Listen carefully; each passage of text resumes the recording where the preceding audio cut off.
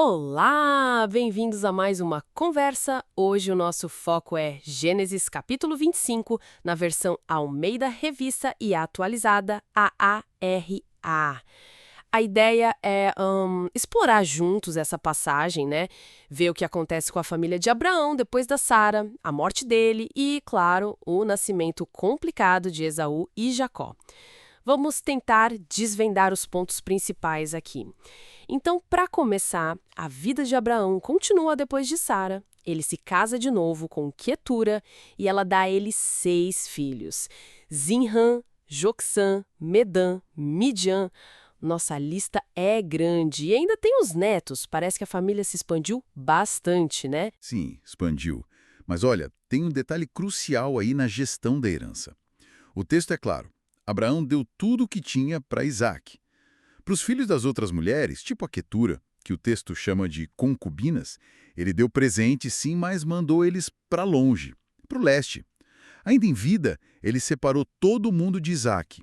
Isso é bem estratégico, né? Para afirmar a linhagem principal ali com Isaac. Não deixa dúvidas. Ah, interessante essa leitura da separação física como uma consolidação da promessa, né? Faz sentido. E logo depois disso, o texto narra a morte de Abraão.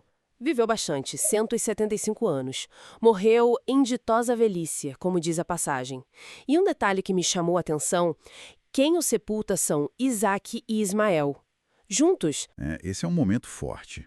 Os dois filhos que tiveram histórias tão separadas, ali juntos para enterrar o pai, na mesma caverna de Macpela, onde Sara já estava. Talvez uma trégua rápida, né? Porque depois a história deles segue caminhos bem diferentes. E logo após a morte de Abraão, o texto reforça a bênção de Deus foi para Isaac, confirmando tudo. o capítulo também dedica um espaço para falar dos descendentes de Ismael, o filho de Abraão com Agar. Lista os 12 filhos dele pelos nomes, Nebaiote, Quedar, Abidiel, e chama eles de 12 príncipes de seus povos. Eles ocuparam uma região grande, pelo visto. Exato.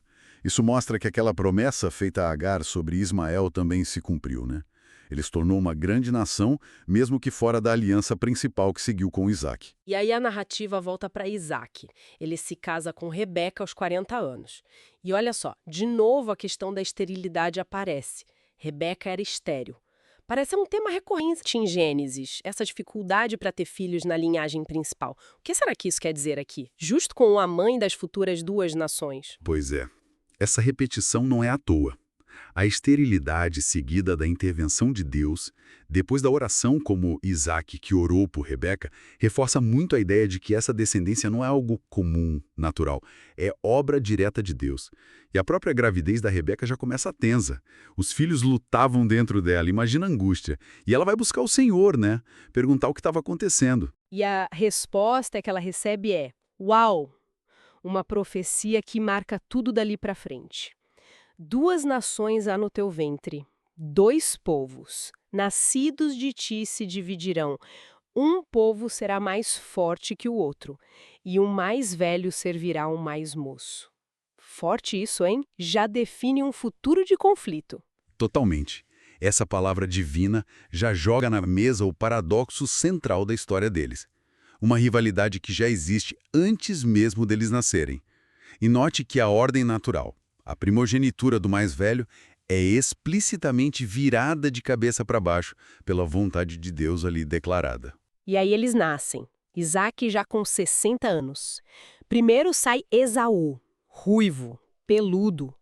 E depois vem Jacó, agarrado no calcanhar do irmão. O nome Jacó já tem essa conotação de aquele que suplanta, né? Exatamente. E eles crescem bem diferentes. Esaú vira caçador, homem do campo. Jacó era mais quieto, caseiro, preferia ficar nas tendas. E ainda tem a preferência dos pais, né? Isaac gostava mais de Esaú por causa da caça que ele trazia. Já Rebeca preferia Jacó. Isso, claro, só joga mais lenha na fogueira dessa rivalidade toda. É o cenário perfeito para o que acontece depois. O famoso episódio do cozinhado de lentilhas. Esaú chega do campo, morto de fome, e vê aquele cheiro bom do guisado vermelho que Jacó tinha preparado e pede para comer. E Jacó? Bom, ele percebe ali a fraqueza do irmão, o cansaço, a impulsividade, e vê uma brecha. A condição é direta. Vende-me primeiro o teu direito de primogenitura. A gente está falando do direito à herança dobrada, à liderança da família. É algo sério. E a resposta de Esaú é chocante, né? Tô morrendo de fome, pra que me serve isso agora? E ele jura, troca tudo por um prato de lentilhas e pão. E revela uma mentalidade muito imediatista, né? Focá-la só no agora, no físico, enquanto Jacó, mesmo sendo oportunista ali, está de olho no futuro, na promessa, no valor espiritual daquilo. Um contraste enorme de valores. Brutal mesmo. O texto finaliza de um jeito muito forte. Assim, desprezou Esaú o seu direito de primogenitura. É isso. Não foi só um mau negócio. Foi um desprezo mesmo. Um ato de desvalorizar ativamente a própria herança, a própria posição. E as consequências disso vão ecoar por toda a história que vem depois. Então, resumindo um pouco, Gênesis 25 leva a gente desde a expansão da família de Abraão, passando pela morte dele e a confirmação da bênção em Isaac, até nos jogar bem no meio da tensão entre Esaú e Jacó. Uma tensão marcada desde antes do nascimento e que culmina nesse ato da venda da primogenitura. Fica talvez uma reflexão interessante, né? Quando a gente olha para essa profecia, o mais velho servirá ao mais moço, e para a escolha impulsiva de Esaú. Como a gente pode pensar a dança entre um destino que parece traçado e as escolhas que as pessoas fazem? Até que ponto as ações, mesmo as mais viscerais como a de Esaú, só cumprem um roteiro? Ou será que são essas próprias escolhas, influenciadas pelas complexas dinâmicas familiares, que acabam construindo ativamente aquele futuro que foi anunciado? Fica aí para a gente pensar.